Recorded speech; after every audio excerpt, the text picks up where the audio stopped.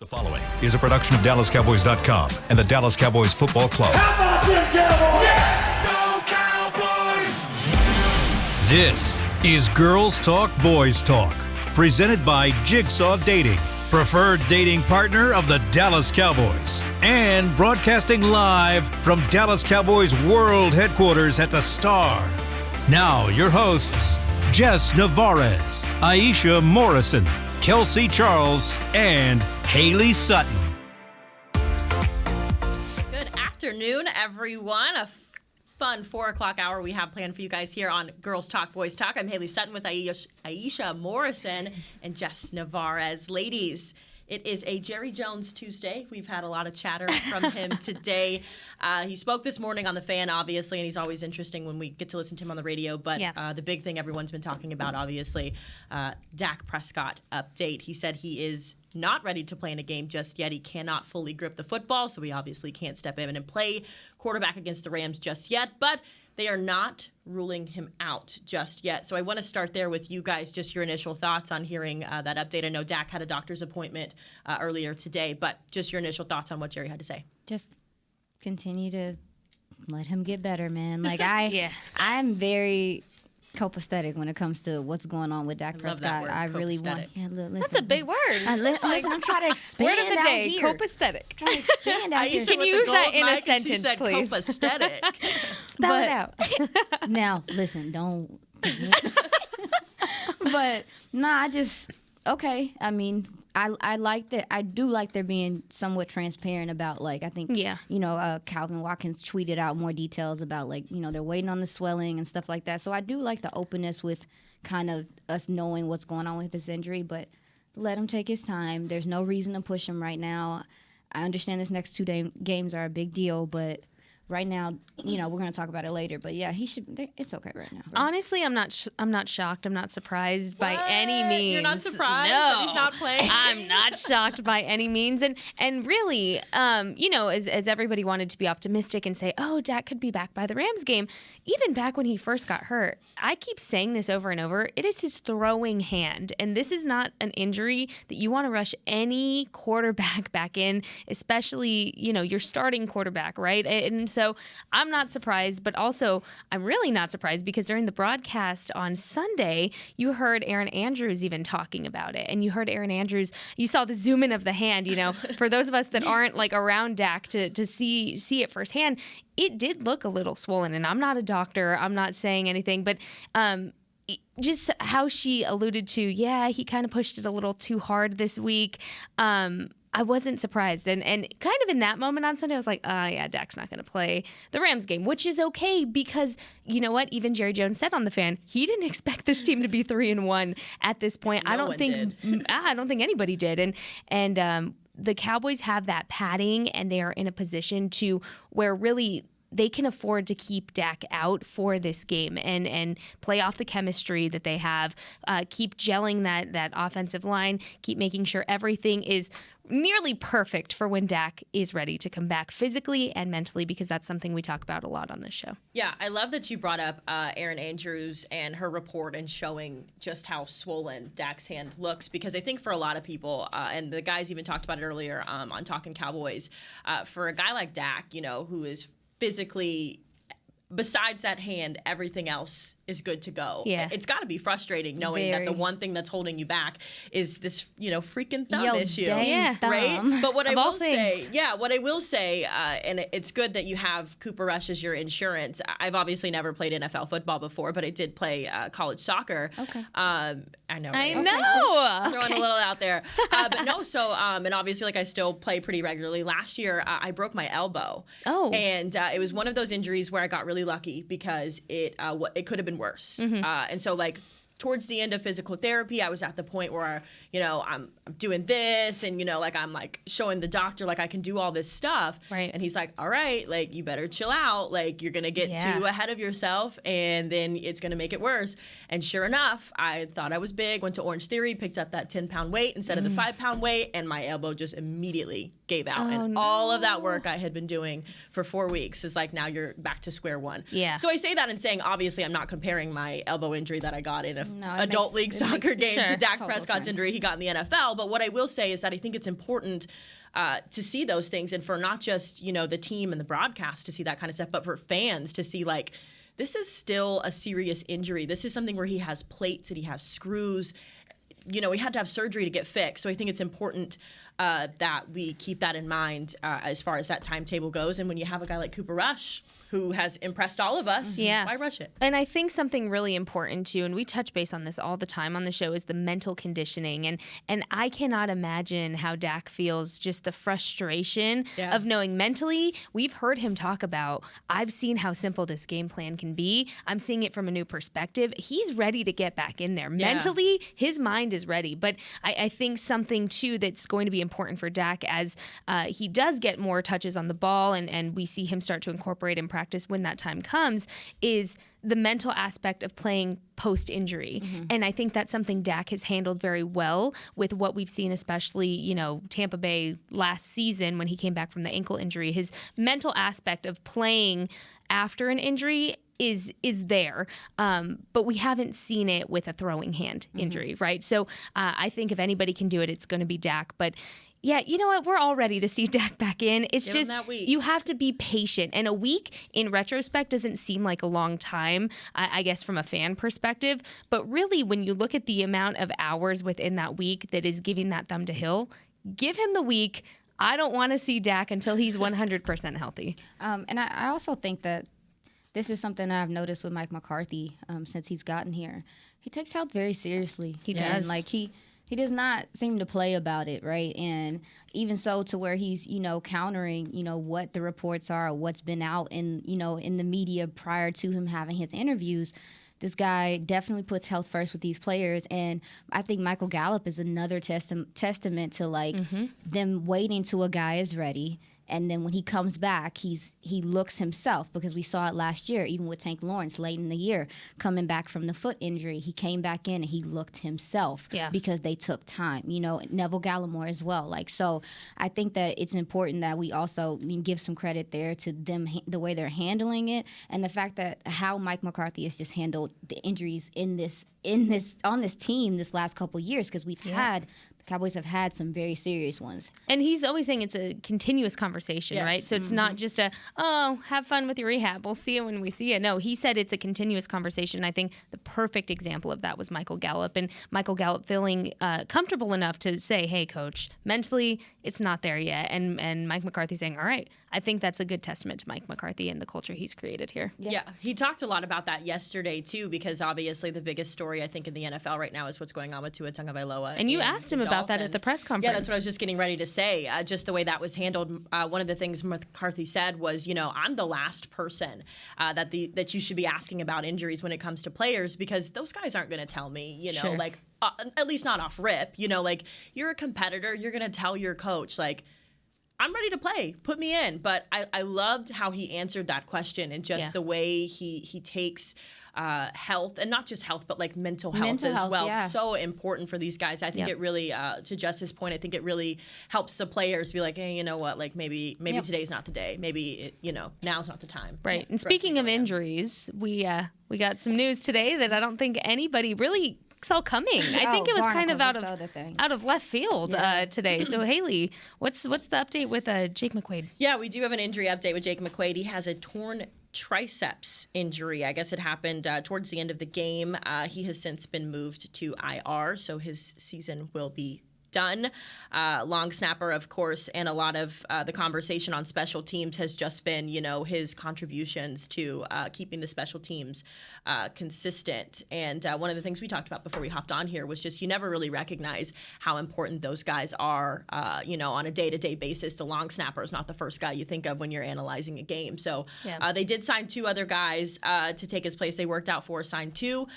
So it will definitely be interesting to see how whoever gets the start on Sunday slides into that role, and just how important Jake Mcquaid was for special teams. Yeah, I tweeted out he's been here a long time. This guy is a consistent part of this team. So I'll be curious to see how things are moving forward. But then also, too, special teams play has been important. Anger has been very important to what this team does defensively as well. So hopefully whoever they bring in here, they can get in sync real quick and, continue to play good ball. Yeah, definitely. And I think special teams has been a topic of conversation really for the Cowboys this season for good reasons. And, it's always unfortunate when you see a guy end a season. So I really feel for Jake Mcquaid, especially being the veteran leader that he is. I think that's of course, a huge loss for special teams in terms of locker room leadership. Sure. And so, but the thing about this team is they are resilient and they do come back from, losing those leaders, and they all kind of step up with that next man up mentality. So that'll be interesting to see kind of transpire these next few weeks. Yeah, and it's been interesting too, like you mentioned, with special teams being so integral. I'm always curious. Again, as a soccer player, I pay a lot of attention to the kickers and what that situation looks like. And so tomorrow, obviously, have practice, and we'll get to chat in the locker room. So I'm actually interested to talk to Brett Maher and just see. From a relationship standpoint, from a leadership standpoint, how that affects him. This is a guy who's probably having one of the best seasons of his career, at least to start. Yeah. So I'm definitely interested to see how that chemistry, if it plays a factor at all in his abilities. And something interesting, now that we're on the topic of Brett Maher, John Fossil talked about Brett Maher a lot during his press conference. And something he mentioned was that the blocked kick. And Brett Maher was the one that made the tackle. But something that he mentioned, which I really never even thought about from this perspective, was Brett Maher wasn't coached to do the tackle. He really, you look at it from a football standpoint, he should have jumped on the ball to get the fumble back, but instinctively, he talked about how he talked to Brett Maher after the fact, and Brett Maher's like, no, because if I would have gone for the fumble, and tried to recover the ball, that could have made the ball go everywhere. That could have put the Giants, oh my goodness, the Commanders in better field position, and it could have been a worse thing. But for Brett Maher to have that kind of thought within 0.7 seconds, incredible for him to just say, I'm going to do the tackle, keep the ball where it's already at. That's incredible to me to hear about Brett Maher. So good for Brett Maher. We're Money Maher stance on this podcast, ladies and gentlemen. In this podcast, we enjoy talking about Brett Maher, and we enjoy talking about the special teams as well. Let's go ahead and take a quick break here on Girls Talk, Boys Talk, sponsored by Jigsaw, the preferred dating app of the Dallas Cowboys. When we come back, we're going to talk a little defense. They've been the talk of the town so far this season, so stick with us. We've got some good stuff coming up on Girls Talk, Boys Talk. At Jigsaw Dating, we obviously want the Cowboys to bring that 6th ring home. But to be honest, we're more focused on finding the person who will put a ring on your finger. That's why we created a dating app that reveals your face through meaningful conversation, so you can date deeper. Because it's personality that matters the most, not looks. Join Jigsaw Dating today, dating partner of the Dallas Cowboys.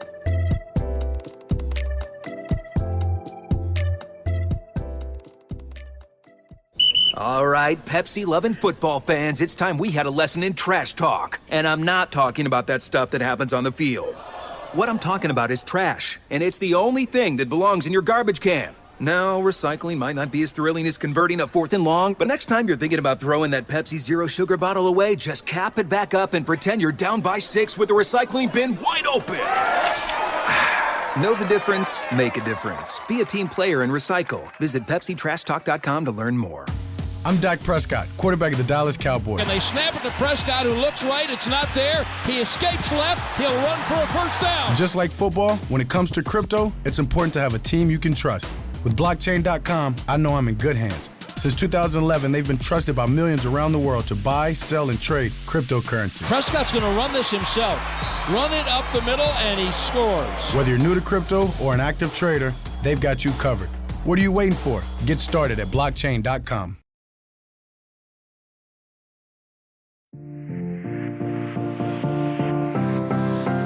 Welcome back to Girls Talk, Boys Talk, sponsored by Jigsaw, the preferred dating app of the Dallas Cowboys. We're going to break down this Cowboys defense after this read with Jess.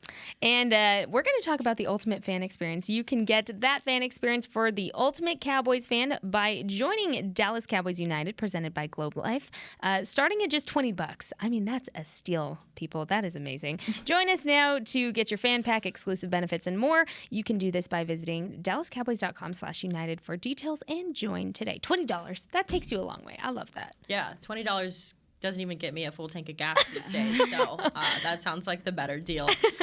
Anyways, ladies, we've been talking so much this season about this Dallas Cowboys defense. There's not a whole lot more we can say, but something that can be said about this team, Dan Quinn said yesterday, he said that something that he wants these guys to focus on every week is a phrase. He said, so what, now what, right? And he kind of interpreted that as, okay, like, sure, the defense is doing this every game, but so what? That's in the past. Now we focus on what we can do going forward. Obviously, a big talking point this season has been addressing the run defense. McCarthy talked about that yesterday as well. Aisha, I know you have some points on that. So give us your thought on that run defense, girl. Yeah, so we were talking about it earlier, before the show, like, although I don't like, some of the run fits on that side of the ball sometimes, and we've seen teams, attack the edge of this Cowboys defense. It's obvious, it's been talked about, Micah playing edge. You're seeing teams go at him. You're seeing teams, try to get him in rough situations, chipping him, stuff like that. And really, when I first started hearing about it and seeing it on film also, I immediately just thought about Demarcus Lawrence and just how much we forget and just don't think about what this guy does in the trenches in run defense. It is difficult, to just stay there on that edge and have to deal with those guys climbing on you, chipping you. So I think that the run defense can improve there.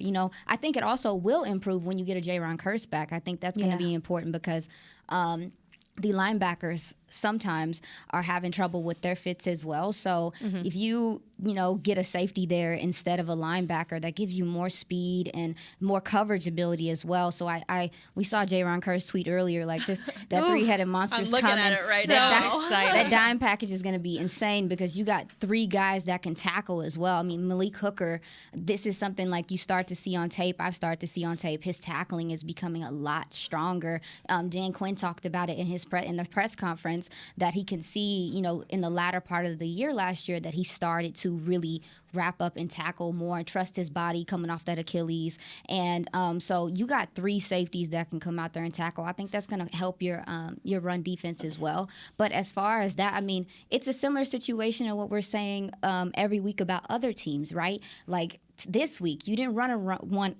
to run into the teeth of the Commanders' defense, right? You wanted to, try to take the edges. Sure. That's what people are trying to do against the Cowboys right now because Quinn Bohanna, Neville Gallimore showing up big last game.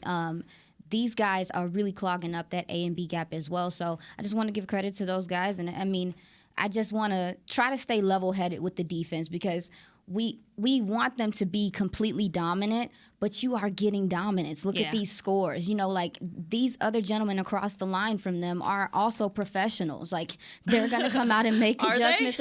I mean, is this the National Football League? Are they really pros? Yes, these are other professionals as well, and we can't expect. Granted, I think this defense is going to continue to get better, but we can't expect for them to just roll over every week. So yeah, I think there is improvement to be made. Absolutely. And with Micah, I hate seeing him. I hate seeing him struggling on the sideline and grabbing it. But he said it after the game. It's football. It's football. This is what comes with the territory, and I love that he's acknowledging that and taking that on. Go ahead, Jay. And Jerry Jones had mentioned, on 105.3 The Fan this morning when he was asked about Micah's health, said he's healthy, and that's all I'm going to say about it. I mean, and really, these guys, just they're all professional athletes. Just what they put their body through and what they endure is really so incredible when you look at it. But something I wanted to mention to your point, you were talking about the safety position, and something Dan Quinn said during his press conference was this is just a fun group of safeties that he's working with here. And, when you were talking about Malik Hooker and the tackling, Dan Quinn mentioned that he's one of the best when it comes to the tackling perspective of things. And tackling was actually an emphasis that Dan Quinn put on the defense this last week for the Washington game. And so he said that it was better, and it's something that they emphasized. However, I definitely think we're going to continue to see that emphasis as weeks go on because, like you said, there's still improvements to be made. However, let's give credit to Dan Quinn and his defense because they've only allowed one touchdown per game that they've played this season. Yeah, and then, that's incredible. Oh my goodness. Yeah, and then Joey Jr., those guys Joey Jr., Al Harris, these guys. Also, too, you look at Deron Bland, who looks like we don't know absolutely what's going on with Jordan Lewis yet, and we'll find out more information. But if he has to play this upcoming week. This guy came in there and made an impact, and he got limited snaps the week before. Like he wasn't the guy that was starting, right? So for them to have that gentleman just ready, I mean, credit to him as well, but for him to be ready to play that position at a high level says something to the depth of this team also. And Donovan Wilson is not playing with y'all. No, he's not. He sets the tone in these games, and if you got a running back that don't like getting hit, listen, you're going to find out today. He's speedy. You're going to find out. It's not even, speedy. And this is something we talked about yesterday. I asked Christy, I wanted one of you guys to maybe ask him if his health regimen has changed, what he's doing differently, because something about Donovan Wilson we've seen, he is not afraid to throw his body around at all. He is hunting for you. And I saw like numerous times, when he got injured, prior to this year, he was throwing his shoulder out there and really trying to lay the boom on guys, and that was causing injuries for him. He had the collarbone, shoulder issues, stuff like that. But this season, the tackling form is impeccable. It's insane, right? And I wonder if this new coaching staff has gotten with him and shored up that tackling, because that's something that I think the Cowboys do collectively pretty well. But Donovan Wilson, it's almost textbook when he's tackling right now. I think a lot of it is confidence. Yes, absolutely. A lot of these guys are coming in playing confident, and that goes back to Mike McCarthy building the culture, but Dan Quinn building what he started last year and then just continuing it on. So usually what you see with the team is, all right, end of the year, close the book, start again, open from page 1. It's almost like Dan Quinn opened from the same exact page of that book that they ended the season with last season, and then said, all right, we're starting where we were, but we're going to amplify it. Yep. So I think giving the guys the confidence to know what they're doing, trust their coaching, trust their brotherhood. And Dan Quinn came out of the gates in his press conference to say, hey, let's talk about the chemistry within this locker room. And I think that is something that is just echoed because it's so important, and it's so rare to see a team play this connected and with such a brotherhood. Well, a lot of that is because they're organically drafted. Yeah. A lot of these guys have come up with each other. They have bonds and this is something like, people don't like that the Cowboys are a draft and develop team. People want them to be more aggressive and free agency and things like that. I get it, but this culture, real culture, there's a culture on this team. I don't care what anyone says. Like right now, they have built something, and especially on the defensive side of the ball. You look at guys like Israel Mcquaid, like one of his biggest things I thought that he was not like tackling physically. He was not a physical guy like that. This guy's coming in, and he's coming in, he's in the box. Like, what's going on? There is a culture. If you have to play multiple positions in this defense. There's versatility that's on this defense that's not the norm, and I think a lot of that has to do with coaching. And look, even the rally to the ball. You see so many hats to the ball. Like, this defense is humming right now, and you're right. I think it has a lot to do with the culture and how they're feeling, how they feel about each other as people. And we're talking all about defense and Dan Quinn. Anytime he speaks, it's just so amplifying to listen to him during these press conferences. So I want to play on the defense after hearing him talk during those pressers. I mean, I'm like, suit me up, but Get me on there. I'm going in on special teams. Thank you very much. We will stick to doing this. We just talked about these are NFL players that are out there. Yes, I will for sure sign John me up Fassel, to be if you're a kicker. listening. John Fassel, there if you you're go. out there, I can be your backup. But you know what?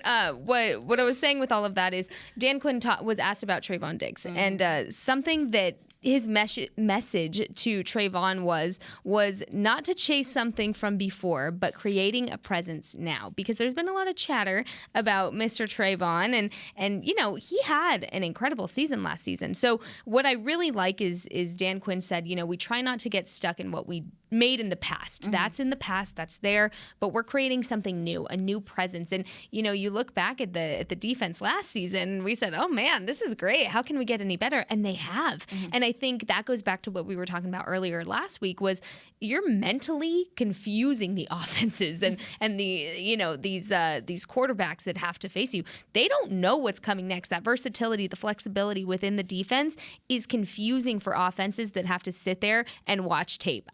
I do not want to be that person. Aisha, I know tape is your thing. Yes. I can't even imagine sitting there and trying to break down what Dan Quinn is doing, because he is a mastermind when it comes to the defensive scheme. Yep. Yeah, I love that you pointed that out. I actually wrote that down as something to say, and I'm kind of the same with Dan. Like, you just get so mesmerized. Yeah. And my favorite part about Dan is, like, when you ask him a question, like, you could literally ask him anything, and he's like, that's a great question. Yeah, I did notice. That's a great question. Yeah, Yeah, like I said, it could not be a great question. then He's he's like, that's a great question. That's and a it gives cool you this, like, question, yeah. Shakespearean answer, and Yeah. you're like, that was a good question. Yeah. You know what I mean? So I love that you brought that up, and that we touched a little bit earlier just on the chemistry that this team has. But I wrote down the Cowboys starting defense, and when you look at these guys, I mean, these are guys, like, to your point, Aisha, like, they've been playing together for a minute. They've grown up. They've seen each other. They know each other very well. And every time Dan Quinn was asked something, that is the first thing that he went back to. He's like, yeah, you know, like, we're doing this well because of our chemistry. Oh, well, you know, I sat down with our guys yesterday, and the first thing I told them was how good they were on chemistry, which I think really plays a big part when you talk about Micah, a guy who's getting beaten and bruised anywhere he is on the field. Your little face. But, you know, it's just good to be able to have guys who can slide in the place of Micah, or I'm going to say pick up the slack. I don't mean slack, but for lack of better terms, you know, pick up where he is maybe being blocked off or being double teamed. It's so important to have that, because I don't think without that chemistry, you have the success that the defense has had so far. Yeah. Sure. And something, too, that I was watching Cowboys Hour right before I got here, and so Dorrance Armstrong went on, and Christy, who was on here yesterday, was asking him, you know, just about everything, and he kind of said that he was beating himself up a little bit over the lack of sacks during this game, that they all kind of were, and he was asked, you know, was there more that you wanted? He said, yeah, there was more that all of us wanted. So to me, to light that fire under themselves for such a great game defensively, it wasn't perfect, and we know that, but I mean, dang, this defense is incredible, and they're still saying, no, that's not good enough. We want more. Yeah. That's a beautiful thing, and I have no doubt that he's going to get his wish.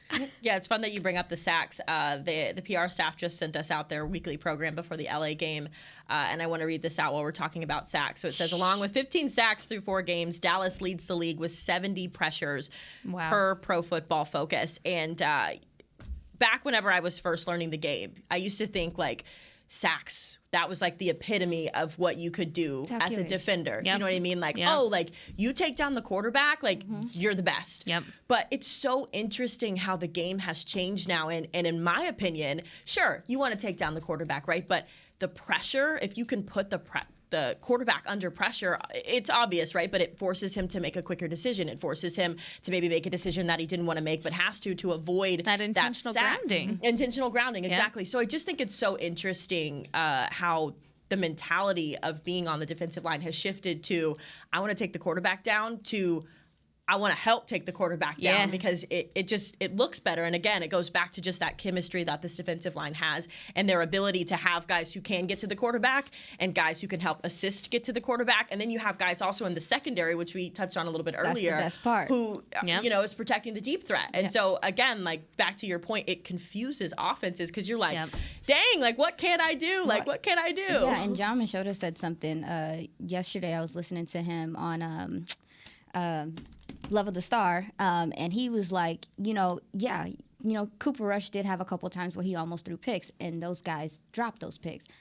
Trayvon Diggs don't drop picks, and that's how you know he's so great. But, like, to your point, I was just saying, like, this defensive line, it's a unit, but you have guys back there also that can take advantage of that pressure, because they are, changing up their decisions. They're speeding up people's clocks. They're speeding up these quarterbacks' clocks. And to know that you do have a secondary that can snatch the ball out of the air and take it to the next level is important as well. Yeah. Definitely. I agree. More stats here that I'm kind of reading as we're doing this that I love, that is so interesting. Demarcus Lawrence, a guy who we talk about, the tank, he is tied for a career 3 sacks in that win against the Giants. It's the most he's tallied in the first 3 games of a season since he had 6.5 in 3 games back in 2017.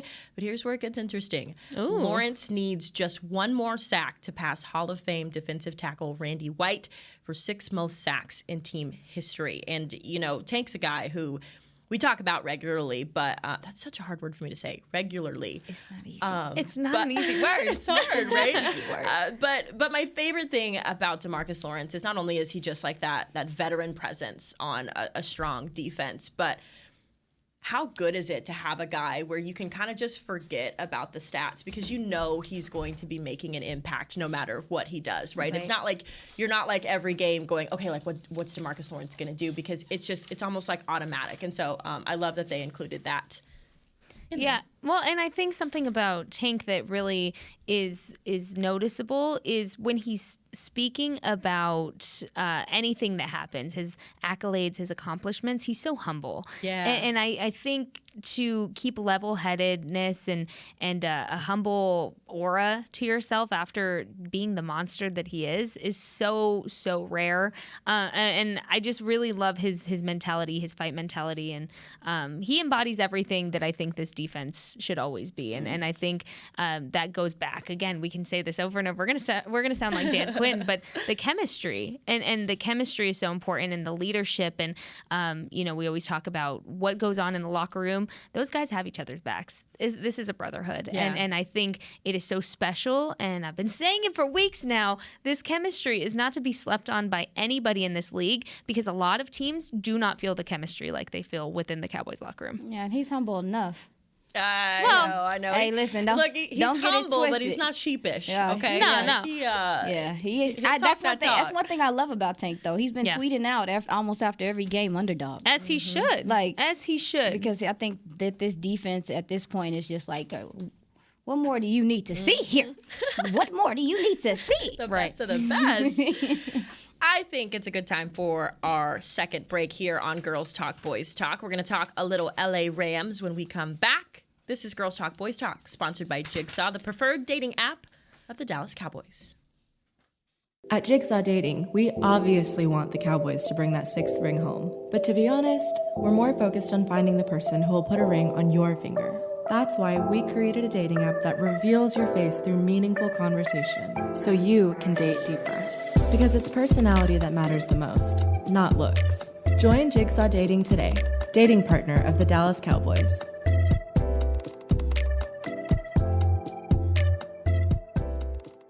All right, Pepsi-loving football fans, it's time we had a lesson in trash talk. And I'm not talking about that stuff that happens on the field. What I'm talking about is trash, and it's the only thing that belongs in your garbage can. Now, recycling might not be as thrilling as converting a 4th and long, but next time you're thinking about throwing that Pepsi Zero Sugar bottle away, just cap it back up and pretend you're down by 6 with the recycling bin wide open. Know the difference? Make a difference. Be a team player and recycle. Visit PepsiTrashTalk.com to learn more. With Smoothie King's original Angel Food and new Angel Food Slim without added sugar, you no longer have to choose between treating yourself and hitting your goals this summer. You don't have to choose between great taste and feeling great. Because at Smoothie King, every blend is made with whole fruits and no syrups, so you can satisfy your cravings without compromise. The only choice you will need to make is which one is best for you. Try our classic Angel Food or the new Angel Food Slim, blended without added sugar. Smoothie King, rule the day.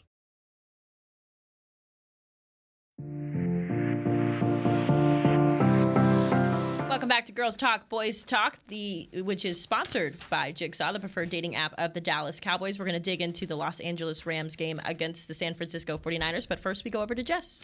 Fall officially kicks off at the Star with our first ever Fall Fest on Saturday, October 8th from 11 a.m. to 3 p.m. Come to the Tostitos Championship Plaza for a day full of family fun, from a beer garden to a petting zoo, face painting, live music to fall-inspired food. I'm still vying for that pumpkin flavor and more. This event is free and open to the public, so if you want more information, you can head to thestarinfrisco.com. And I know you're not a pumpkin person. You're not a pumpkin gal, but that's okay. It's okay, Haley. I still appreciate you for not being a pumpkin gal. I think pumpkin spice is just fine. I think it is just fine. I think it is overhyped. I think we put it out way too early. Every state that I've lived in, I have lived in Texas, I have lived in Montana, I have lived in Alabama, I have lived in Florida. It is too hot to be drinking pumpkin spice in August. Look, here's the thing though. I don't like hot drinks, so my seasonal pumpkin drinks are always iced. That's fair. So, but they do taste better It's hot. just I just fine. don't like hot coffee, hot drinks. I'm more of an iced coffee gal. But hey, you know what? We're talking all things Rams and 49ers. I was gonna say, you know who was iced last night? Ooh, that was good. The Los Angeles Rams. Thank you very much. I'm here all night. Just kidding. Here to hype you up. I'm leaving at 5 o'clock. But no, in all seriousness, the Los Angeles Rams, the reigning Super Bowl champions, falling to the San Francisco 49ers 24-9 last night. We were just talking about it in the break. Matt Stafford sacked 7 times. Ouch. And ladies, if I am that Dallas Cowboys defense that we just spent a whole segment talking about, my ears are perking up, my tail is wagging. I am excited when I see that Matt Stafford struggled last night and the offensive line. Yeah, I mean, you just see the loss of how big the loss of Andrew Whitworth, what that is for this team. Right. It's like the level of like us losing a Zach Martin. It is serious for them. And then also too, Cooper Kupp has a lot that he is taking care of over there. I don't know how many targets he had, like 17 yesterday. It was insane or something like that. Let's see, 14. Yeah. Looks like 14. Yeah, it was crazy, right? Might as well have been 17. Yeah, I'm almost there. Basically. And just looking at that receiver core there, they're not getting a lot from their run game right now. They are still trying to figure things out, post Super Bowl. And this happens to a lot of teams after a Super Bowl. They almost have to rebuild. And also, too, it's difficult to repeat in this league, people. So you're just seeing that. And I know we're going to get into it, more, tomorrow and stuff. But I am definitely far more worried about their defensive line and what they're capable of doing than what offensively they're doing right now. They look like they're really struggling to find a rhythm and find anything outside of Cooper Kupp, who's taking on the brunt of the work. They're coming off a short week. That 49ers defense is up with Dallas, you know what I'm saying? They're both up there, you know what I'm saying? But that 49ers defense is nothing to snuff at, and they really out-physicaled them yesterday. I mean, they do that to a lot of people, but I don't know. I don't know if I was expecting for the Rams to be so offensively inept yesterday. So that is something for us to look at and obviously be looking at in this matchup this week. And something that Micah had talked about, last week when we were talking about the Commanders and all of the sacks that were allowed within the week before. Micah said it perfectly, and Dan Quinn kind of echoed that, and that was something I actually had in my notes. It is for tomorrow, but a little spoiler alert is how he said, a team's not going to play bad 2 weeks in a row, especially a team of that caliber. You're really not going to see the same things that we saw this week really transpire into the Cowboys game. However, the Rams are going to come off of a short week. So that's always more of a advantage, if you will. I don't think so. I mean, I personally don't think so. I think teams and players are established to that already. But something that came up was Bobby Wagner, because Dan Quinn was his former defensive coordinator. So obviously DQ got some questions about him during the press conference. And so, it's going to be an interesting thing. And Kellen Moore was even asked, like, hey, are you going to pick into DQ's brain a little bit about Bobby? Because he should know him as a player. Think about Bobby Wagner. Great guy. Scary. I'm scared. I'm not playing him. But here's the thing. Something that I'm just going through the stats for the first time, really looking at them. Something that jumped out to me, and this is just coming off of the Commanders game, was that the Rams only had 1 penalty for 5 yards. Keep in mind, we also played the Commanders, who had a total of 12 penalties within the first 3 weeks of the season. And then here comes the Cowboys. And so I'm going to be very interested to see more. I'm going to look into this tonight for the Rams, but if the Cowboys are able to get those easy penalties within the Rams game, I think that's going to be something to keep an eye out for. Kind of like they did with Washington, given 2 completely different teams. But I think the Cowboys are really honing in on taking advantage of those a little bit more. Yeah. I was agreeing. Yeah. And this kind of circles back to, I love a good first full circle moment. This circles back to what we initially started talking about, Dak versus Cooper, and the idea of, who do you want to play? Yeah. We can pretty much assume that Cooper Rush will be the starting quarterback against the Rams. And I think that bodes well against what we've been talking about with the Rams, just giving Cooper an opportunity. Maybe let's say Cooper goes into this one and he, broke even as far as records go. Now when you've got a guy who is building his confidence a little bit more, he's going into this, he still hasn't lost a game as an NFL quarterback. Knock on wood. Knock on wood. But is this wood? Jazzy, is this wood? Did I knock on wood? Do I need to go knock on something else? But no, I just think it bodes well. When you have a guy who has built that confidence, he earned the respect of his teammates, although I think he had already had it previously. Sure. But just giving him an opportunity to give him, a real challenge. Kellen Moore talked about how what he likes about Cooper Rush is just his ability to take good chances. And I think that in a backup quarterback, sometimes that's not always easy to find because, you get into the game and the adrenaline's going. This is your first opportunity to show what you have. I don't think we ever really had that from Cooper. No, I think Cooper just stepped in and he's like, all right, here we go. Snap the ball. Like, I'm going to throw it deep. And then all of a sudden, it's in Noah Brown's hands or it's in Trayvon Diggs has got defense on the brain. Hey, you know what? Lamb He's basically going to play a wide receiver, right? Like, I don't blame you for that. Eventually. But I just think, this matchup really bodes well for a Cooper Rush to have not necessarily a breakout game per se, but definitely just gives him another opportunity to show, it's okay. We can rest Dak one more week. Yeah. We've got Cooper Rush. And I think that goes back to what we've echoed of he's been around the scheme. He's been through the highs and the lows. He's been in this locker room and it's well respected through the locker room with everybody he's boating with and playing with. But Aisha, what are your thoughts? No, this game is the game that I'm the most excited to get into, film wise. Just really excited to see some of Sean McVay's, concepts and some of the things he does.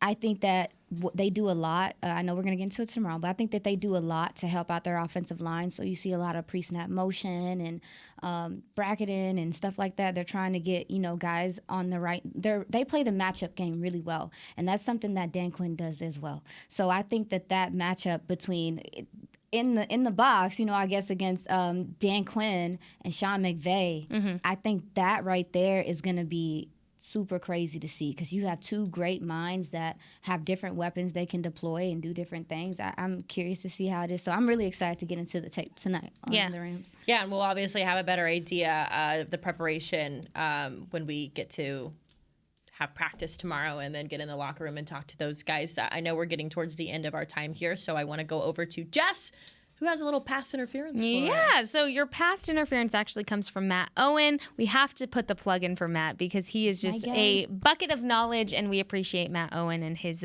genius football mind. So, Matt, thank you so much for sending this to Aisha to send to me. I really appreciate it.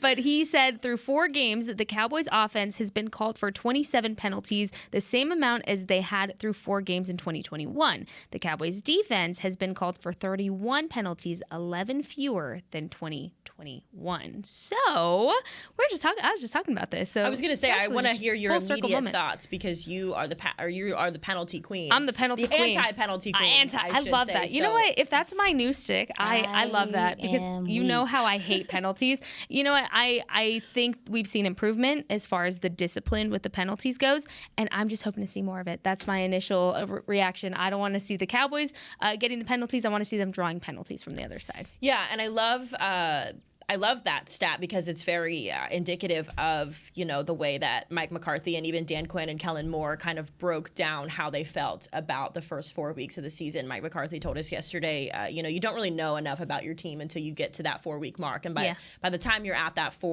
game 4 mark, you have a better understanding of the chemistry, of who can do what. And I think that that's just kind of a cool, way to track the progress is, sure, we had a rookie offensive line or I guess less experienced offensive line that's still struggling to build that cohesion. We've got some new guys stepping in really all over the field. So I love that stat's happening. Hopefully we can keep it on the downward trend. We love it. Thank you, Matt, for sending that in. Matt Owen, thank you so much. Well, I think that just about does it for us here on Girls Talk, Boys Talk. We've chatted a lot. We'll get a chance to break down this Los Angeles Rams versus the Dallas Cowboys matchup a little bit more tomorrow, but we're going to go home and get some rest and maybe get some dinner. So that sounds delicious. Yes. For Aisha Morrison and Jess Navarez, I'm Haley Sutton. Thanks so much for joining us here on Girls Talk Boys Talk, sponsored by Jigsaw, the preferred dating app of the Dallas Cowboys. We will catch you tomorrow. Bye, y'all. This has been a production of DallasCowboys.com and the Dallas Cowboys Football Club. How about this, Cowboys? Yeah!